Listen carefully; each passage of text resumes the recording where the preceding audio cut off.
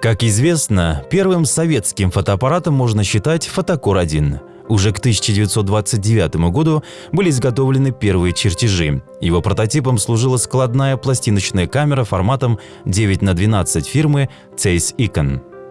Начали выпускать вот такой аппарат «Фотокор-1». В принципе, это был, немецкий компур. То есть мы его скопировали и начали выпускать у себя. На первых порах Германия поставляла для него объективы. Там это редкая, конечно, модель, сложно ее найти практически невозможно. На нем было написано «Компур».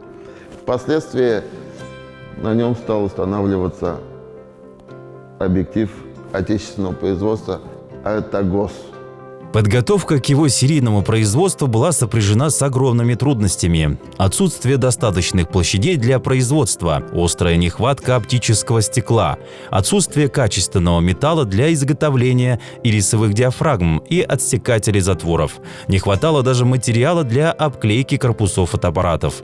Из-за крайне низкой квалификации рабочих и нехватки производственного оборудования брак при ряде операций достигал 100%. Несмотря на все трудности, к 1930 году завод отрапортовал о сборке первой сотни советских фотоаппаратов, получивших название «Фотокор-1». По качеству фотокор номер 1 не уступает лучшим заграничным камерам, и появление его на советском рынке произвело сразу переворот как в отношении широкого развития фотодвижения, так и в смысле резкого снижения цен на заграничные камеры и объективы.